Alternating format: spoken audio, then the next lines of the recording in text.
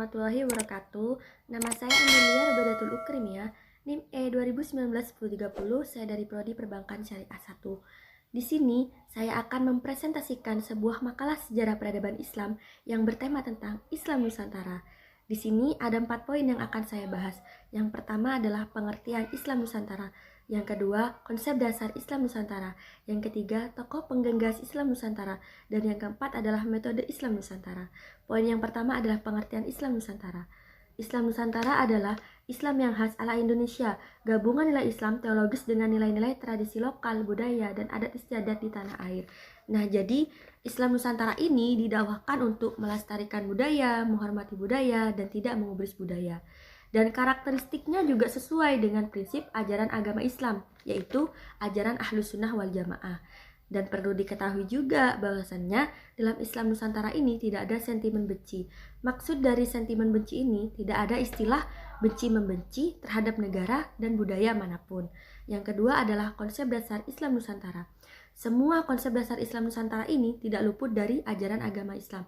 Maksudnya adalah semua dari lokal, budaya, dan tradisinya itu tidak luput dari prinsip ajaran agama Islam, yaitu ajaran Ahlus Sunnah wal Jamaah.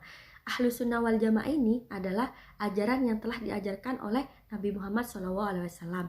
Yang ketiga adalah tokoh-tokoh penggagas agama Islam Nusantara.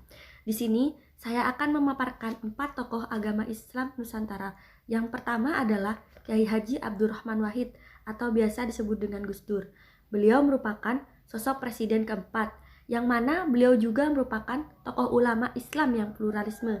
Dan di sini Gus Dur menetapkan tentang persatuan, perdamaian, dan kesejukan dalam Islam. Yang kedua adalah Kiai Haji Mustafa Bisri atau biasa disebut dengan Gus Mus. Beliau ini juga merupakan tokoh ulama Islam yang menyuarakan hubungan Islam dengan keadaan bernegara. Dan ia menggunakan pandangan keindonesiaan dalam memahami Islam. Begitu sudah dituangkan dalam tafsir, yaitu tafsir Al-Misbah. Yang keempat adalah Ahmad Muafiq atau biasa disebut dengan Gus Muafiq. Beliau ini juga merupakan tokoh ulama NU Islam yang moderat.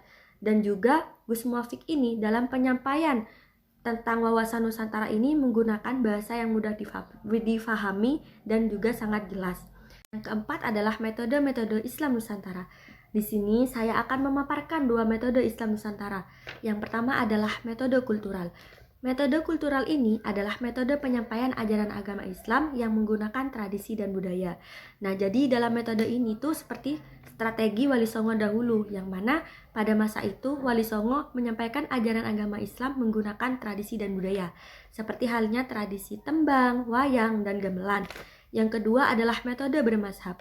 Dan metode bermazhab ini dibentuk untuk agar tidak terjadinya penafsiran Al-Quran secara semena-mena. Nah, jadi maksudnya itu metode bermazhab ini tuh dibentuk agar tidak ada pengertian Al-Quran dengan cara yang tidak semena-mena dan itu dapat mengubah Al-Quran dan isi hadis itu sendiri. Nah, jadi kesimpulannya, kita sebagai umat Islam harus mengetahui tentang pengertian Islam Nusantara, konsep dasar Islam Nusantara, tokoh-tokoh pendiri Islam Nusantara, dan juga metode Islam Nusantara. Nah, jadi mungkin cukup itu saja yang bisa saya sampaikan. Kurang lebihnya mohon maaf. Bila ada kesalahan kata saya mohon maaf. Wassalamualaikum warahmatullahi wabarakatuh.